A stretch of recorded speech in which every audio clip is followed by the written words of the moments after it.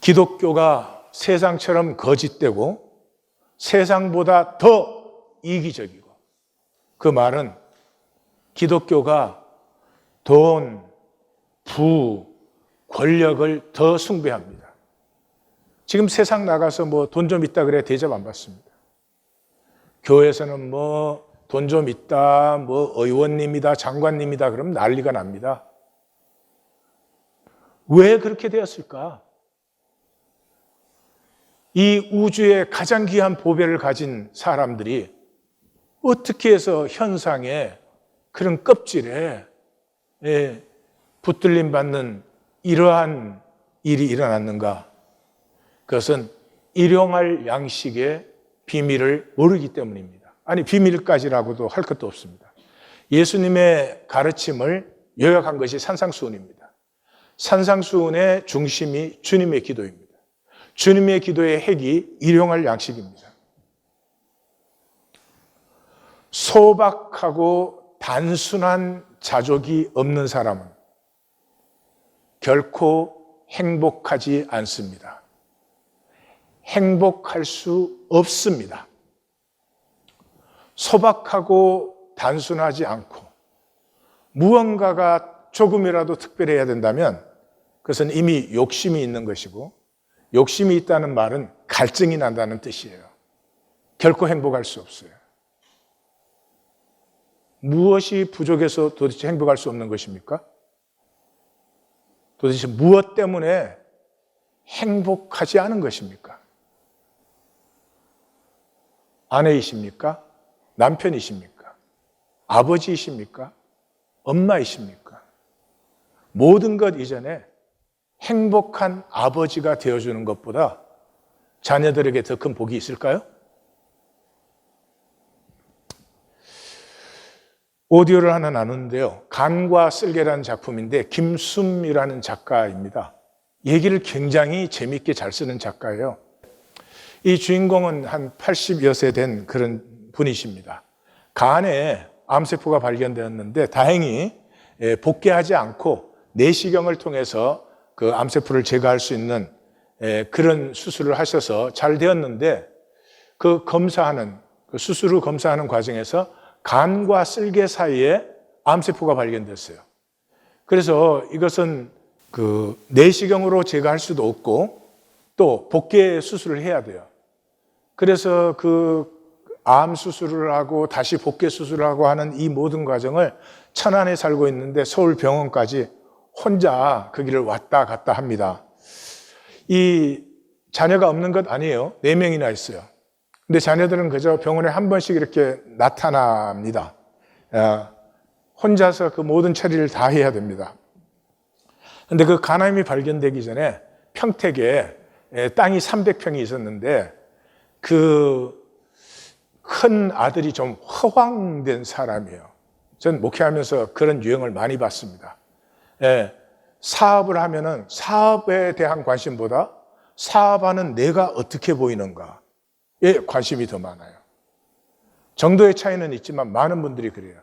그 사업 절대로 성공하지 못합니다. 아무리 작은 사업이라도 사업하십니까? 사업에 집중하셔야 됩니다.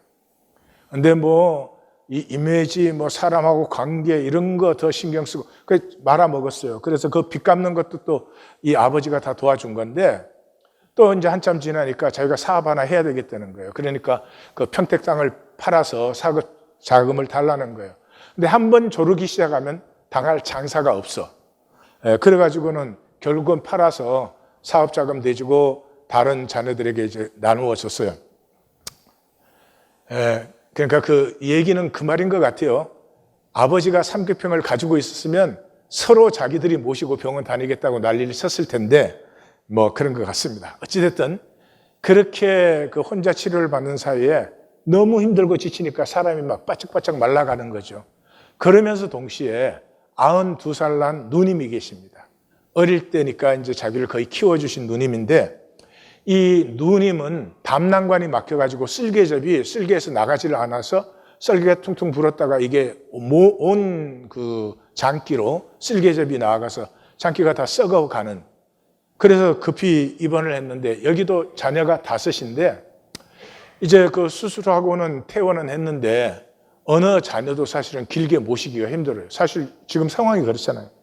그래가지고 이 집 가서 한두 달, 저 집 가서 한두 달 이렇게 돌아다니는데 이 몸이 너무 아프니까 이 누나를 찾아봐야 되는데 하는 그 강박감과 죄책감이 시달려요.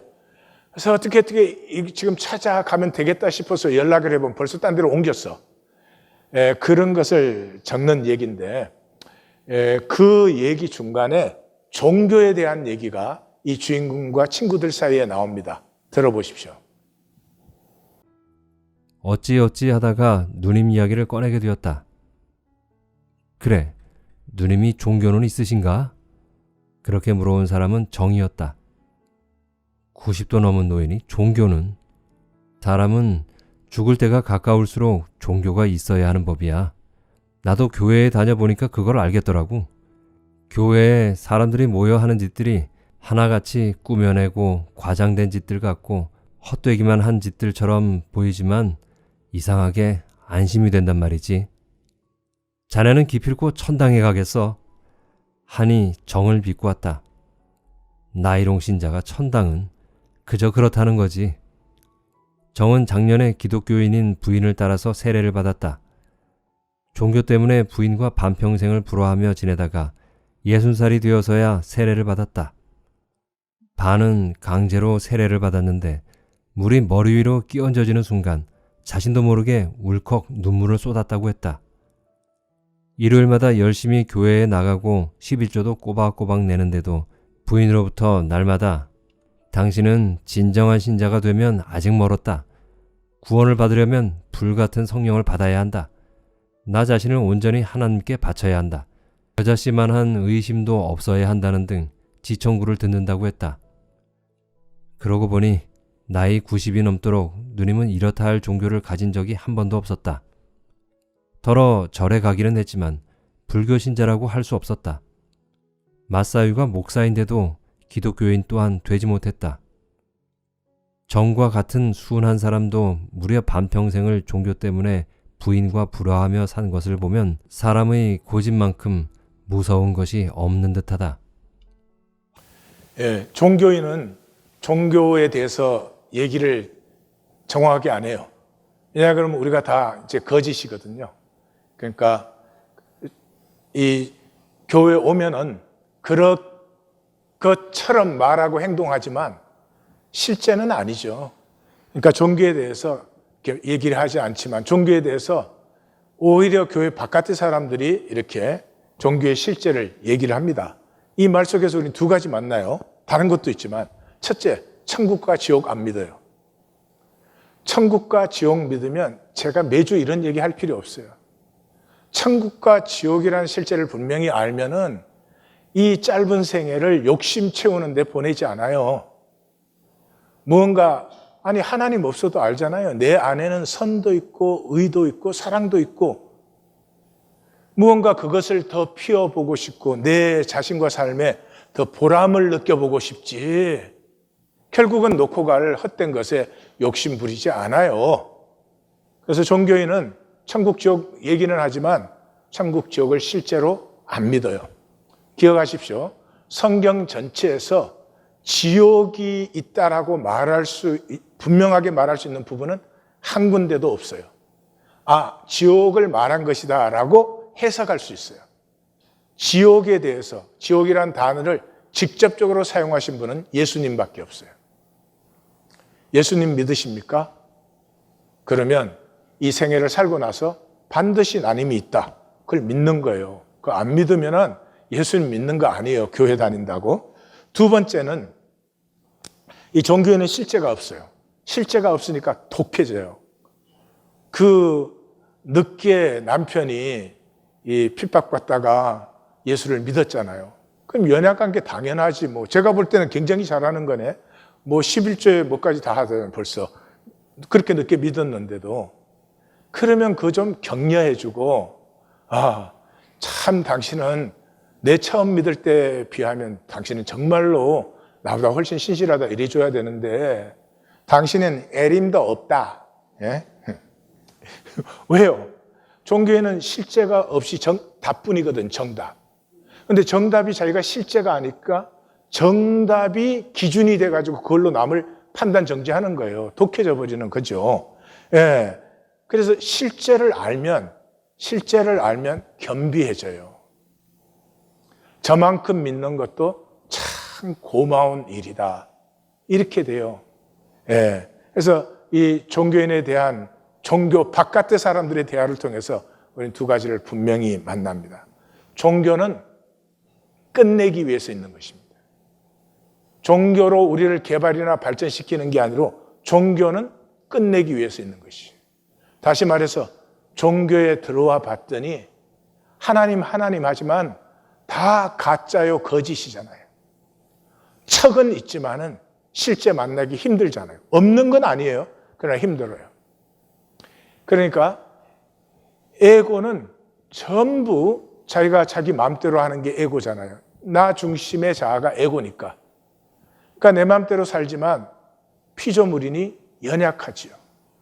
연약하니까 그 믿으신 정이라는 친구가 말하는 것처럼 하나님이 필요하고 하나님이 심리적인 위로가 되어주는 거예요.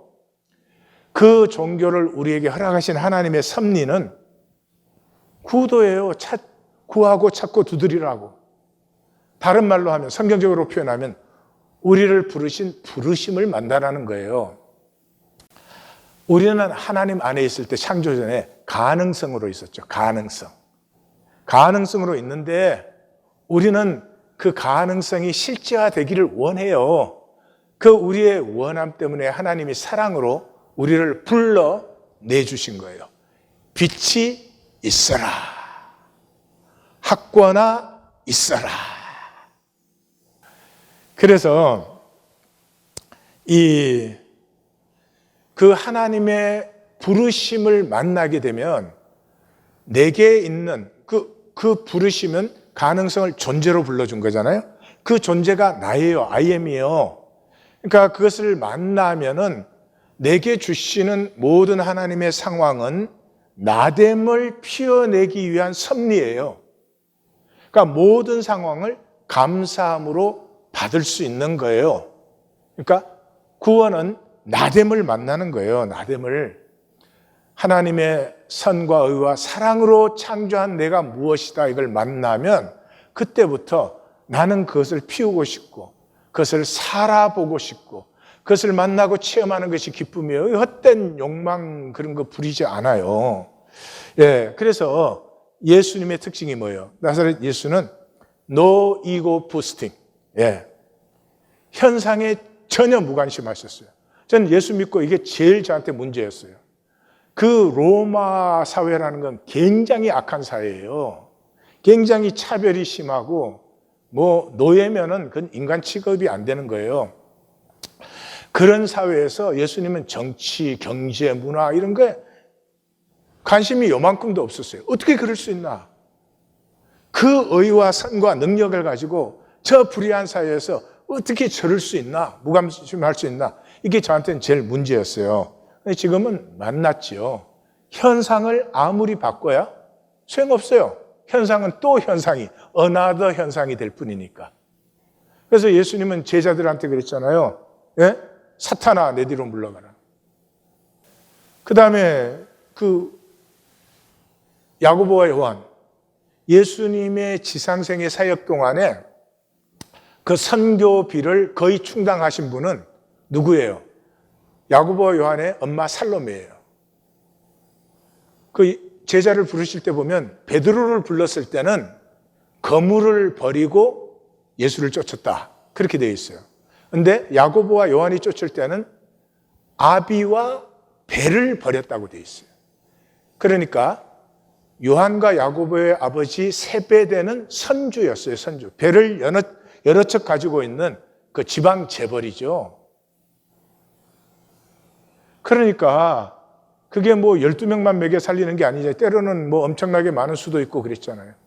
그러니 예수님이 예루살렘에 올라가면은 왕권을 회복한다는 건 다 짐작하고 있잖아요. 그 왕권이 뭔지 잘 모르지만 왕권이 회복된다. 이제까지 그 능력을 봤잖아요. 죽은 사람이 살아나고, 예? 오병이어로 5천 명, 남자만 5천 명을 먹이고 하는 걸 다 봤잖아요.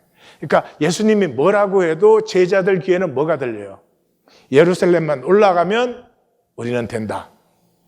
그러니 예루살렘 가까이 갔을 때 왜 조용히 찾아뵙고 주님, 우리는 그냥 두시는 건 아니지요. 왜 그 마음이 없겠어요? 그런데 예수님 뭐라 그랬어요? 너 내 잔 마실 수 있어? 우리는 이렇게 종교적으로 번역을 해놔가지고 그 실감을 잘못. 너 내 세례 받을 수 있어? 내 좌우는 하나님이 누구에게 예비해 두었든지 예비된 자가 받을 것이고 너희는 내 잔과 세례나 받아. 어마어마한 말씀이에요. 종교인 못 받아요. 그 자리에서 튕겨나가 버립니다. 그리고 3번 부인할 때도 그랬잖아요. 그 죽는 데라도 같이 가겠습니다. 모든 사람이 주를 버릴지라도 나는 주를 따르겠습니다. 그랬잖아요. 근데 예수님이 딱 그 말 듣자, 아니 저같이 성격 좋은 사람은 베드로야 고맙다.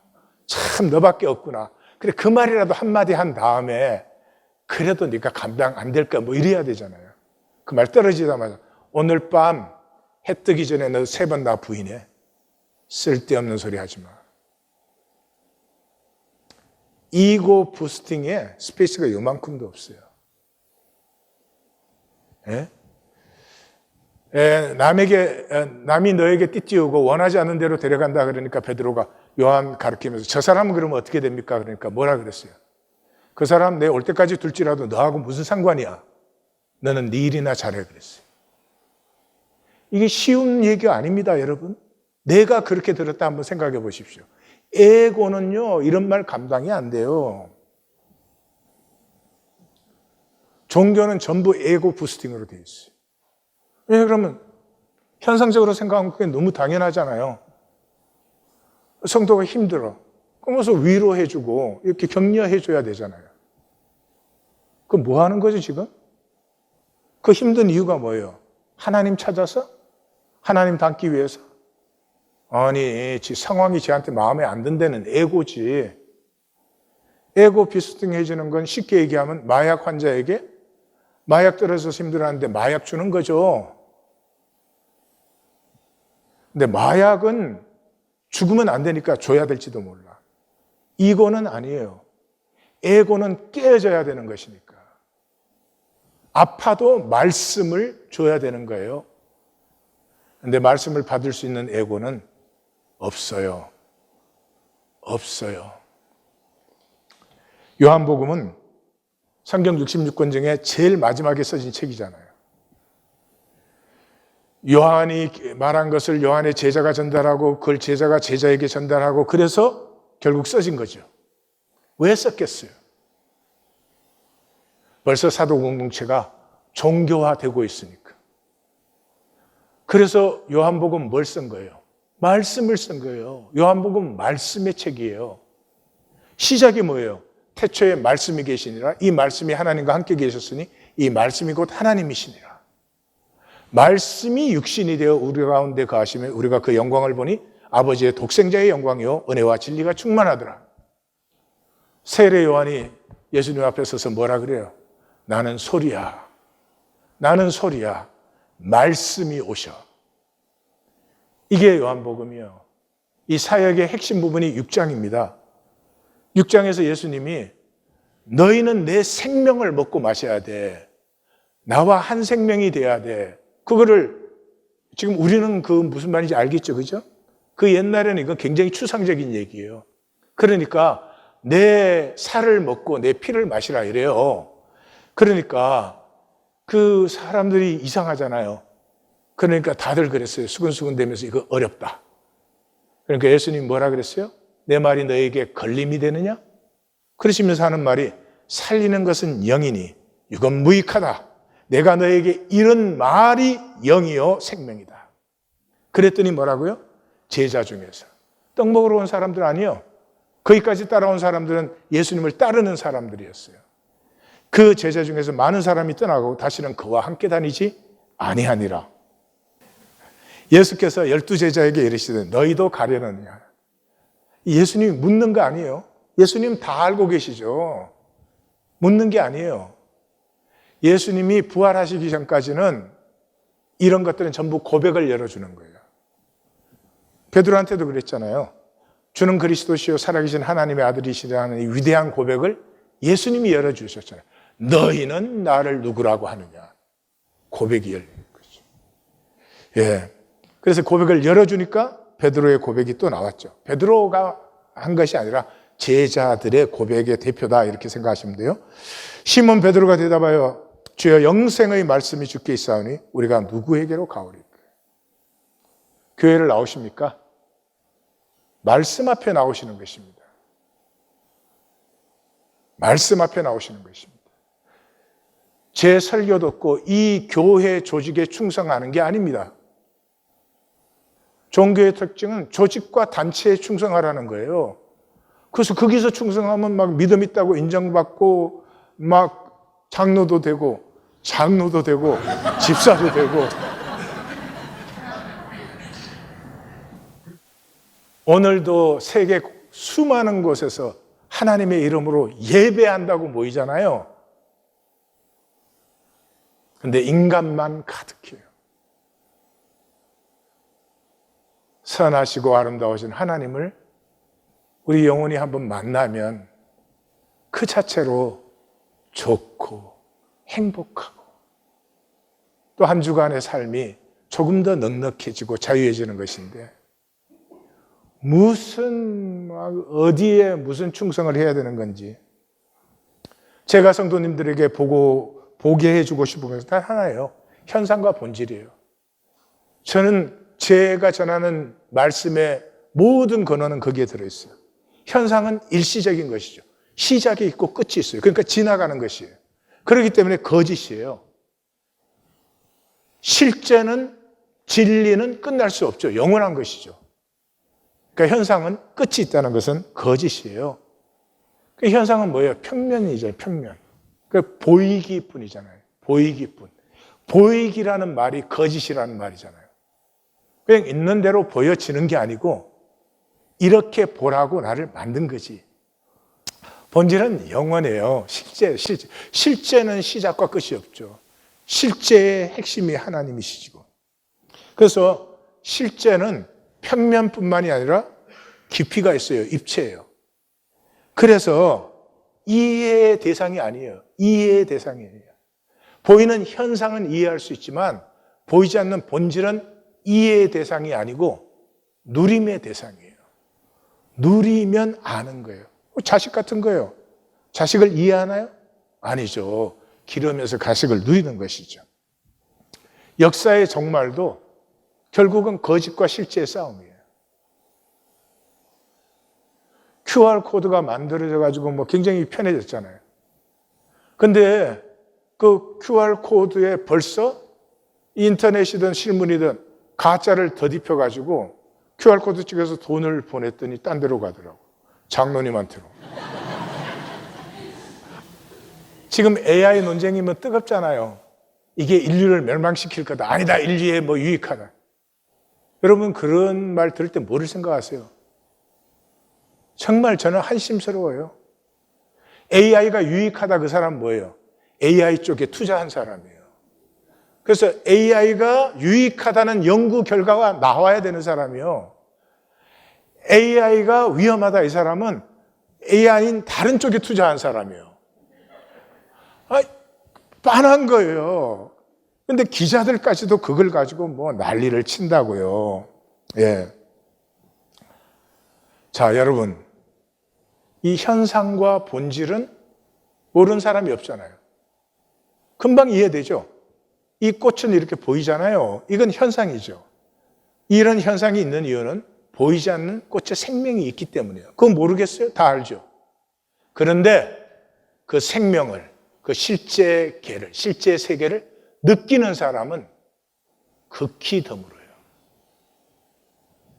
머리로 본질계를 생각할 수 있지요. 그러나 그 실제를 느끼는 사람은 굉장히 드물다. 지금 제가 뭘 구분했는지 이해 가시죠? 그죠? 이 본질, 보이지 않는 생명을 느낀다 할 때 느낌은 감각적 느낌을 말하는 거 아니에요? 그건 야다를 말하는 거예요.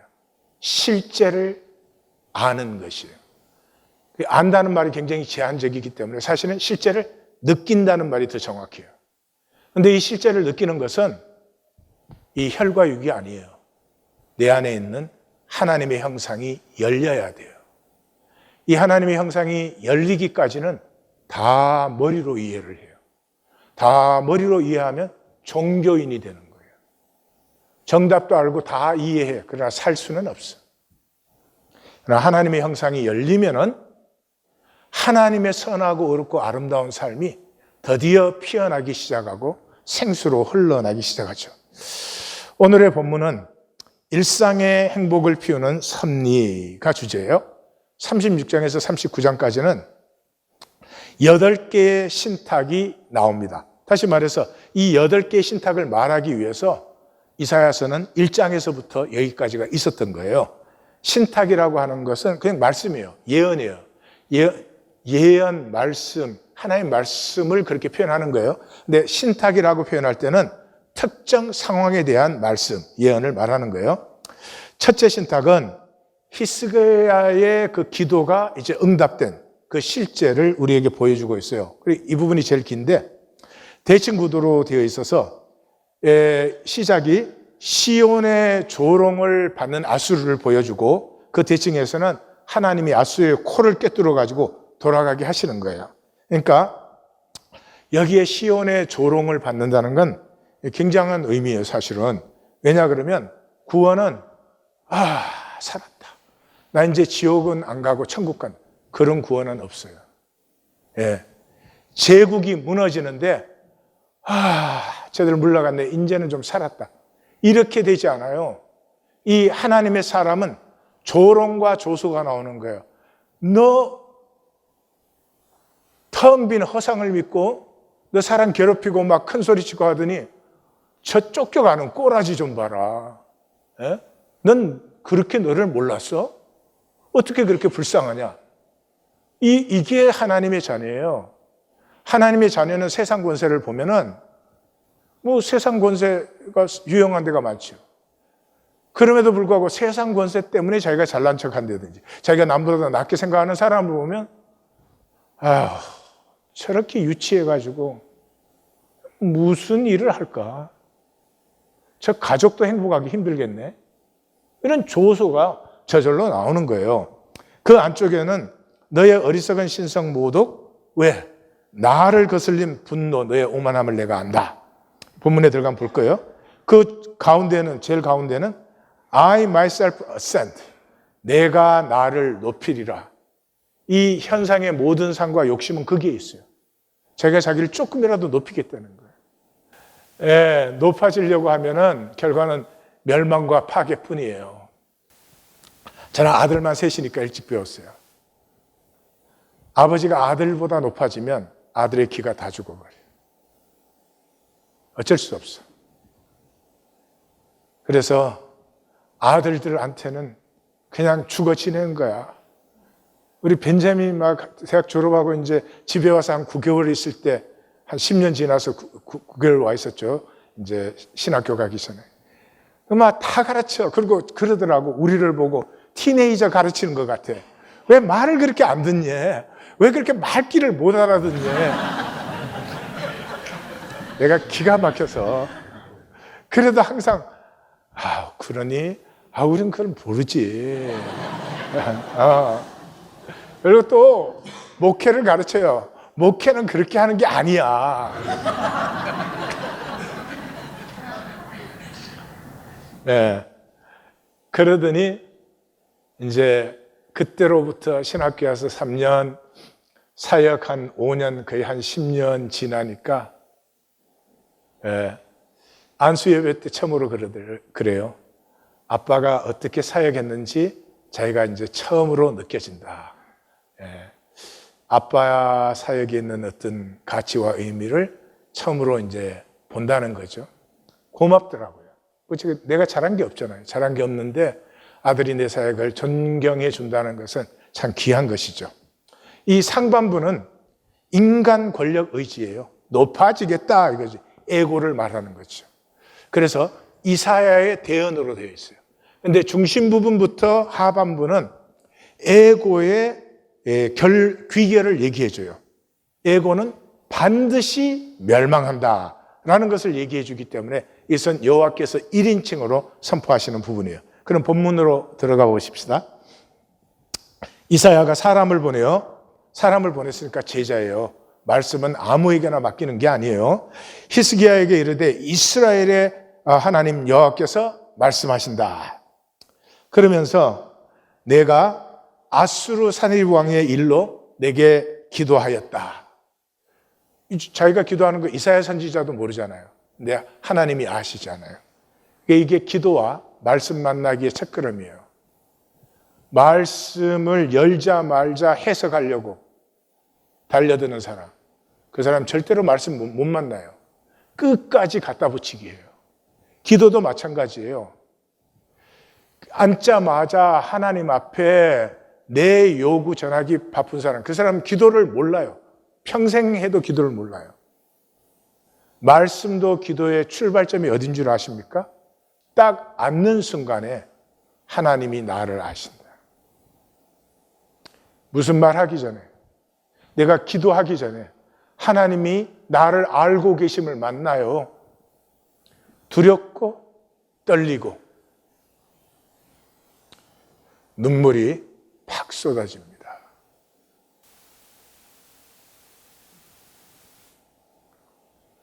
종교는 생각으로 해치우니까 실제가 하나도 없지. 종교인의 기도 응답 안 돼요. 기도가 응답 안 되면 성경이 거짓말이에요. 신구약에서 단 한 구절이라도 기도를 하지만 응답 안 될 수도 있다 이런 말이 있어요? 없어요. 모든 기도는 응답된다고 약속되어 있어요. 왜요?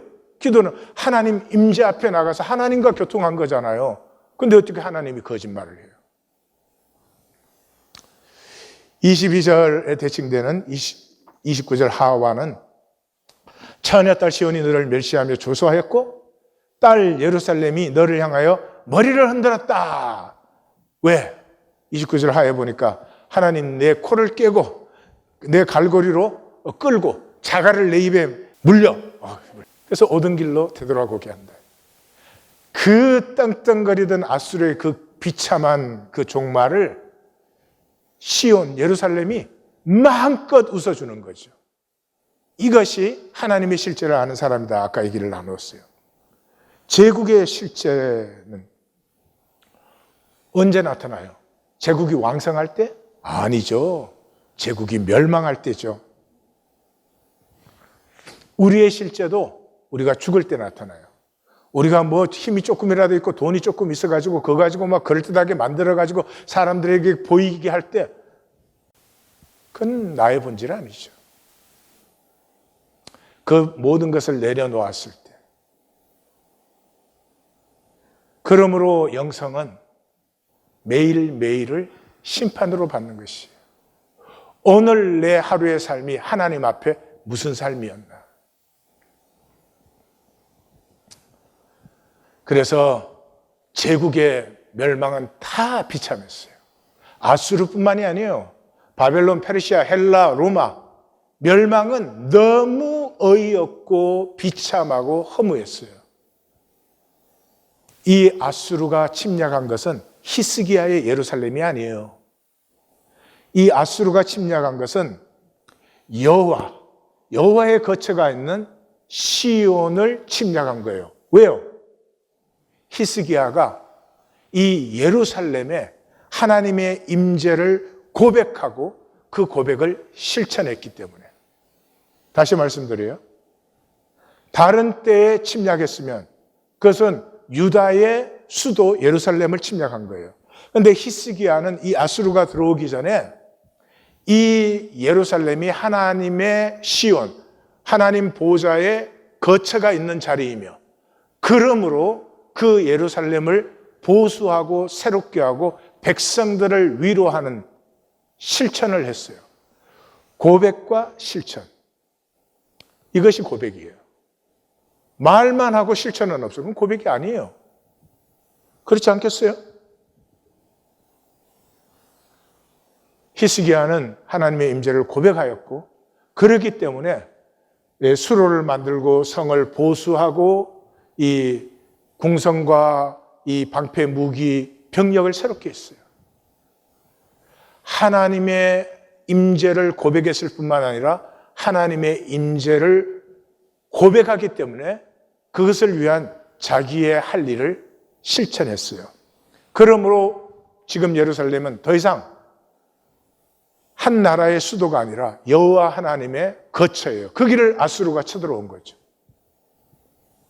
그러니까 결과는 여기까지 보면 다 알 수 있어요. 하나님 뭐 인간하고 싸웁니까? 하나님 앞에 부딪히면 인간은 그냥 날아가는 거죠. 그래서 23절에서 24절 A는 이게 기소문이에요. 랍사게와 사네립이 하나님을 모욕하는 말을 막 했잖아요. 그것을 기소문으로 만들어서 그 모든 것이 어리석은 신성 모독이다. 누구에게냐? 너희가 해방한 것이, 너희가 모욕한 것이, 너희가 소리를 높인 것이, 너희가 눈을 치뜬 것이 누구에게냐? 그리고 그 대칭되는 28, 29장 상은 내가 아노라. I know where. 내 거처에 출입. 나를 거슬린 그 모든 것을 내가 안다. 나를 거슬러 분노하였다는 말이 2번이나 나와요. 내 마음대로 사는 사람의 어쩔 수 없는 기결은 하나님 거역이에요. 하나님 거역하는 것도 모질해서 하나님에게 신경질 내고 분노 내고 하나님 원망하고 그래요. 왜 하나님 내 기도를 안 들어주시냐? 왜 하나님은 나를 돕지 않느냐? 지금 자기가 하나님을 맡고 자기 마음대로 하는 것은 보지 못하고 그렇죠. 그래서 24절 하반부에서 25절은 나의 허다한 병마를 거느리고 내가 가장 높은 산에 ascend 올라가리라. 내가 숲에 들어가 가장 높은 곳에 올라서 살찐 땅과 수풀과 우물을 내가 차지하고 애국까지도 차지하리라. 여기 들으시면 우리 말씀 만나게 할 때 보니까 성도님들 다 아시더라고요. 14장에 이 사탄에 대해서 얘기하는 부분. 하나님의 뭇별 위에 나의 보좌를 높이리라. 북극 지폐의 산 위에 내가 자정하리라. 내가 가장 높은 구름에 올라 하나님과 비기리라. 하나님과 같아지리라 하는 사탄의 얘기. 이 세상은 사탄이 통치하고 있죠. 예수님이 이 세상 임금이라고 했으니까. 그리고 이 세상에 사는 삶은 전부 이 사탄의 길을 따르고 있어요. 높아지지 마세요. 높아질 필요 없어요. 높다고 존경하는 사람 아무도 없어요. 높으면 어쩔 수 없이 그 앞에 가면 고개를 숙이지만 진정으로 고개를 숙이는 것은 높은 사람에게가 아니에요. 진정으로 고개를 숙이는 것은 사랑의 사람에게예요. 제 중고등부 사역할 때 깽단 사역을 했는데 애들이 아주 그냥 그때는 회칼 이런 거 들고 막 설쳐대는데 엄마가 찾아오면 꼼짝을 못 하더라고요. 엄마가 오니까 그 길길이 뛰던 애가 양같이 순해지더라고요. 진정한 고개는 사랑 앞에 숙이는 것이지 힘 앞에 숙이는 것이 아니에요. 26절 하에서 27절은 견고한 성읍들을 돌무더기가 되게 하고 그래서 그들이 놀라고 수치를 당하고 풀같이 마르게 되었다. 하나님이 그러는 거예요. 그래, 네가 힘이 세졌을 때 잘났지. 근데 그 잘난 것 갖고 한 게 네가 한 게 뭐냐? 멸망하고 파괴하는 것뿐이에요. 이런 어리석은 일이 세상에 어디에 있어요? 여러분, 역사는 파도가 있습니다. 역사의 파도를 역사가 만듭니까? 아닙니다. 역사의 파도는 하나님의 원리 따라 일어나는 거예요. 아수르가 그렇게 하나님이 힘을 주셨을 때 높아지지 않고 천천히 흐르는 물결이 되어서 그 근동 지역을 다 이렇게 돌보고 잘 살게 했더라면 아수르의 물결은 얼마나 장구해졌을까요? 그런데 이게 하나님의 원리에 어긋나니까 아무것도 아닌 게 불쑥 쏟았다가 그대로 멸망하잖아요. 제국마다 그걸 반복하는 거죠. 성도님들도 힘 있을 때, 건강 있고 나눌 거 있을 때 잘 섬기세요. 희생하고 나누세요. 죽을 때 생명이 있어야 되잖아요. 돈이 생명이에요? 권력이 생명이에요? 아니에요. 내 생명을 나누었기 때문에 그 생명으로 복된 생명이 생명이죠. 그래서 26절에 가면은 내가 태초부터 행한 바요 상고부터 정한 바이다. 이것이 이 모든 것이 섭리의 귀결이다. 이 모든 것이 내가 섭리한 것이다. 그런 말이죠. 둘째 신탁은 남은 자의 섭리의 그 징조예요. 제일 중요한 것이죠. 징조는 성경에 두 가지예요. 하나는 마음의 신뢰를 도와주는 거예요. 다음 장에서 우리 봐요. 히스기야가 죽게 되었을 때 해시계의 그림자를 10도 물려줌으로 말미암아 히스기야 마음을 담대하게 해줘요. 그런 징조가 있어요. 그건 별로 없어요. 많이 나오는 징조는 남은 자들이 누리게 되는 거예요. 후대가 알게 되는 거예요. 지금 그 징조를 받아서 살면 후대가 하나님의 약속이 이루어졌구나. 그렇게 후대가 누리고 남은 자가 붙들게 되는 것이에요. 이것은 앞에서 아하스 왕이 7장에서 아하스 왕이 거부한 거예요. 왜냐 그러면 아람과 북이스라엘의 연합군이 쳐들어오는데 지금 그 군대를 막을 수 있는 건 아수르밖에 없죠. 상황적으로 사실이에요. 상황적으로. 그 잠깐의 상황적으로 그건 분명한 사실이에요. 그런데 하나님 뭐라 그랬어요? 이사야 선지자에 보내서 두려워하지 말라. 그 연기나는 부직갱이다. 그러니까 하나님의 말씀을 받아들이라 그랬어요. 그런데 상황 보는 사람은 어떻게 그걸 받아들이겠어요? 연합군이 지금 몰려오고 있는데. 그래서 징조 거부했죠. 징조를 거부한 결과가 뭐예요? 그 다음 말씀이 뭐예요? 이스라엘이 유다를 떠난 이래 전무후무한 그런 파멸이 너희에게 임할 것이다. 하나님이 보호하시려고 말씀하시는 건데 그 징조를 거부해요. 왜요? 상황 계산 때문에. 상황 계산 때문에. 그 상황을 보는 사람은 어쩔 수가 없는 거예요. 실제가 보여야 되는 것이지. 그래서 그 징조가 이것이 징조니 올해는 스스로 난 것을 먹으면 내는 거기서 난 것을 먹고 셋째에는 심은 것을 거두어서 먹을 것이다. 이게 들으면 희년을 당연히 알으셔야 돼요. 올해 스스로 난 것이니까 그냥 안식년이에요. 그 다음에 거기서 난 것이니까 희년이에요. 그것 지난 셋째에는 농사 지어서 추수할 때까지 기다려야 되니까 심고 거둔 것을 먹는 것이에요. 다시 말해서 하나님의 징조를 한번 보십시오. 여기 아수르의 저 포위와 침략 앞에서 징조를 보이신다면은 막 하늘에 천군 천사가 내려오고 불병거 불발이 막 보이고 뭐 그래도 지금 이게 믿을까 말까 한 건데 뭐라고요? 일상이 회복된다. 너희는 염려하지만 안 굶어 죽고 살게 돼. 여러분이 하나님의 징조를 받고 싶으세요? 북왕국은 완전히 멸망, 남왕국은 예루살렘 빼고는 46개 성읍이 다 파괴되었는데 그 자리에서 하나님이 약속하시는 복의 징조는 너희의 일상이 유지된다 하는 것이에요. 복이 무엇인지를 아십니까? 일상 속에서 실제를 누리는 거예요. 내 일상 속의 실제가 뭐예요? 나는 하나님이 창조하셨잖아요. 선과 의와 사랑으로. 하나님 인도하심이 있으니까 지금 살아있잖아요. 그리고 하나님이 완성하시기를 원하셔서 창조하신 거잖아요. 내 가족이 왜 있어요?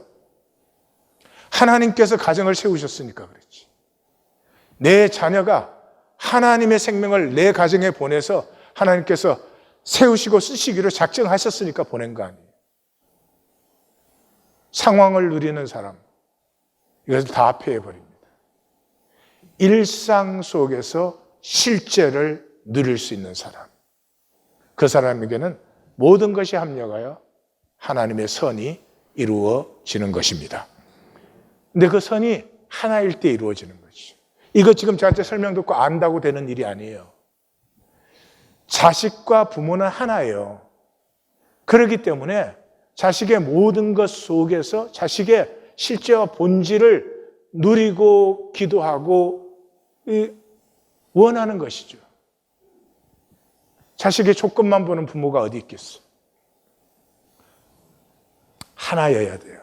하나라는 말은 임재 속에 있는 것이에요. 그래서 종교는 그것을 모르기 때문에 실제를 모르는 탈일상적 황홀경을 찾아. 실제가 없으니까 그러고 돌아다니는 거예요. 예? 돌로 떡을 만들어야 되고 천사 수정 들게 해야 되고, 예? 만국의 영광을 가지고 와야 되고 난리를 치지. 마귀의 거짓이 뭐예요? 페널테메트. 중궁극을 궁극이라고 하는 것이에요. 돈과 지위와 능력과 지식과 윤리와 정의는 필요한 것이지만 얼티밋이 아니에요. 궁극이 아니에요. 그건 준궁극이에요. 궁극을 이루기 위한 수단에 불과해요. 궁극은 뭐예요? 하나됨이요. 이 사회가 정의로워야 된다. 뭘 위해서? 하나 되어서 같이 살기 위해서. 예? 권력 있는 자만 잘 살고 이런 게 아니고. 그러니까 저건 다 좋은 거예요. 좋은 거지만 절대가 아니에요. 그런데 실제를 모르는 사람은 저 준궁극이 절대가 되어 있어요. 저걸 위해서 산다니까요. 궁극을 위해서 살면 하나님이 도구로 공급하시는 것인데 자기가 그걸 위해서 살아요. 그래서 남은 자라는 것은 심판을 지나 일상에서 실제를 누리는 자예요. 다른 말로 하면 섭리를 누린다는 것이죠. 그러니까 일상에서 이 헛된 욕망에서 자유하게 사는 것이에요. 예. 이렇게 말하면 말은 다 알아듣는데 실제가 뭔지 안 느껴지시죠? 뭐 이런 거예요. 우리 당회가 산행을 했어요. 그냥 좋았어요. 그냥 좋았어요. 뭐 대단히 좋은 게 아니었어요. 왜요? 산에 갔으니까. 나무랑 뭐 물이랑 뭐 이 바위 이런 거 보니까 긴 설교가 없어. 그렇게 에고의 수위가 약간 낮아지는데 그냥 그렇게 편하고 자유롭고 좋은 거예요. 그냥 좋았어요. 삶은 그렇게 사는 거예요. 그게 신앙이에요. 주어진 상황 속에서 하나님 안에 허락된 것이니 그냥 좋게 누리는 거예요. 그래서 유다 중 피하여 남은 자는 뿌리를 받고 열매를 맺게 된다. 그 피하여 남은 자 이러니까 피한다 남은 자 같은 말이에요. 피하여는 펠레이타 그런 말이고 남은 자는 샤엘. 이 사람들은 이렇게 계속 불순종하니까 심판이 계속 오잖아요. 지금 721년, 714년, 또 701년 계속 심판이 오잖아요. 그 오는 심판의 남은 자예요. 그런데 그냥 살아남은 게 아니라 남은 자 중에서 지금 이 말씀을 듣는 자들은 말씀 앞에 있는 자들이죠. 그게 남은 자가 되는 과정이에요. 그래서 남은 자가 예루살렘에서 나오고 피한 자가 시온에서 나올 것인데 만군의 여호와의 열심이 이를 이루신다. 그러니까 만군의 여호와의 열심은 자기의 섭리를 이루시는 거예요. 그래서 하나님의 섭리가 이루어지는 것은 남은 자를 세우는 것이고 남은 자가 세워지는 것이 섭리가 완성되는 것이고 그때 하나님의 영광이 현현된다. 이게 이사야서예요. 그래서 이사야서의 총결론에 가면 66장의 말씀의 마지막 말씀의 마지막 끝 결론 부분을 보시면 내가 그들 가운데 징조를 세워서 그들 가운데 도피한 자, 이게 31절에서는 동사니까 팔레이타 이렇게 나오지만 여기서는 명사로 팔레이트.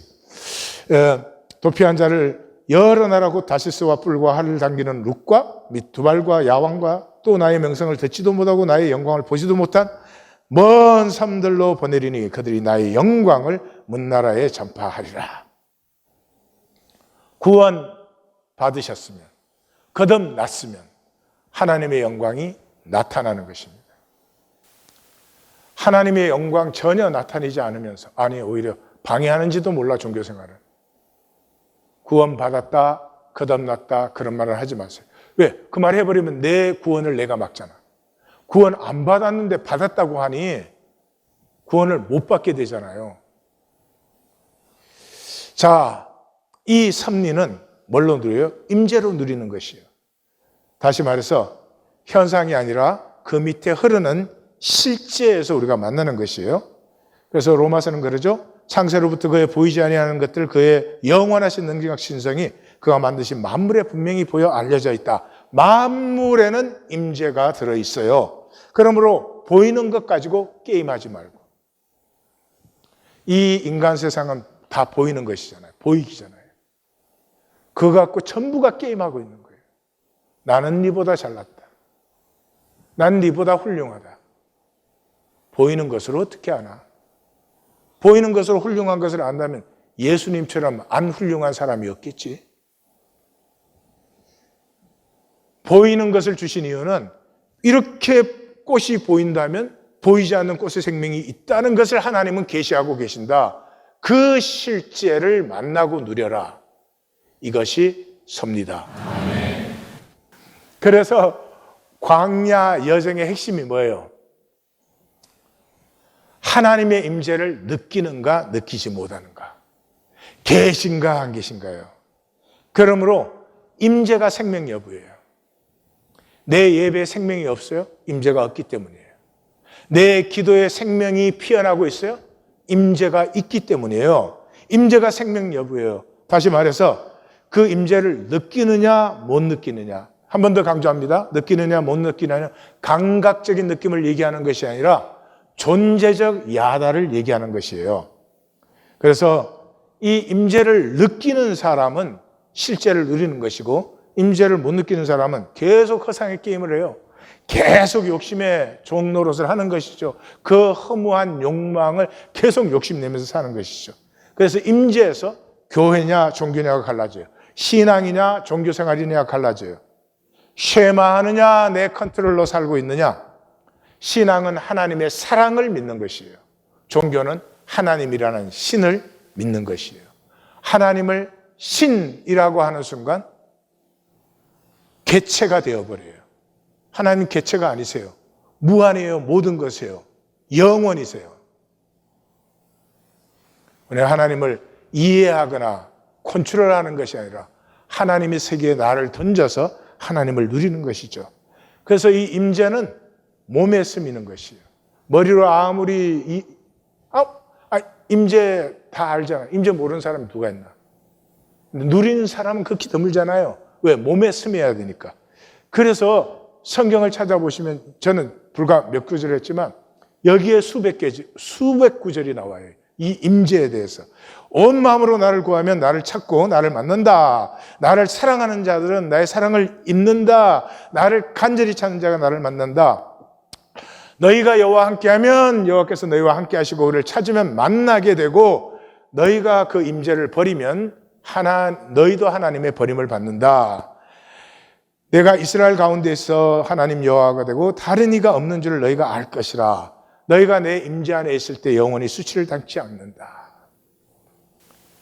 나는 주어진 것에 잘 적응한 것도, 주어진 것이라는 것은 조건과 상황이에요. 조건과 상황. 조건과 상황을 우리는 운명이라고 불러요. 운명에 잘 적응해서 내가 되는 것도 아니고 최선을 다해서 만드는 것도 아니에요. 나는 피어나는 것이에요. 피어남은 초월이에요. 들꽃 한 송이가 비, 바람, 폭풍, 햇빛, 가뭄 모든 것을 그대로 품어서 피어나듯이 이익 계산에 찌든 인간만이 피지 못하고 시들어버립니다.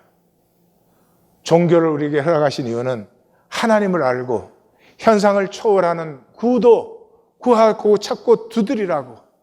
더 이상 이 거짓을 사는 것이 너무나 아프고 힘들어서 이제는 실제를, 나의 실제를, 하나님의 실제를, 이 모든 것의 실제를 찾으라고 우리에게 종교를 허락하신 거예요. 그 구도에서 우리는 거짓과 욕심과 요령과 추해도 이익만 챙기려는, 얼마나 바보 같은 일이에요. 이익을 챙기면 추해집니다. 자기가 싫어해요. 자기도 싫어하는 삶을 자기가 살아요. 그것을 넘어서는 새 생명이 피어나죠. 그래서 기도는 상황을 바꾸려고 하는 것이 아닙니다. 상황 바꿔주면 뭐예요? 또 하나의 상황이 들어올 뿐이지. 기도는 상황을 지나가는 것이에요. 하나님과 함께함으로 이 상황을 지나감으로 말미암아 이 모든 상황은 여호와의 일이고 이것을 지나간 후에는 합력하여 선이 이루어지는 것입니다. 그러므로 내게 주신 그 자리에서 일용할 양식으로 자족하는 것입니다. 이 지경으로 우리 모두가 함께 들어갑니다. 기도하십시다.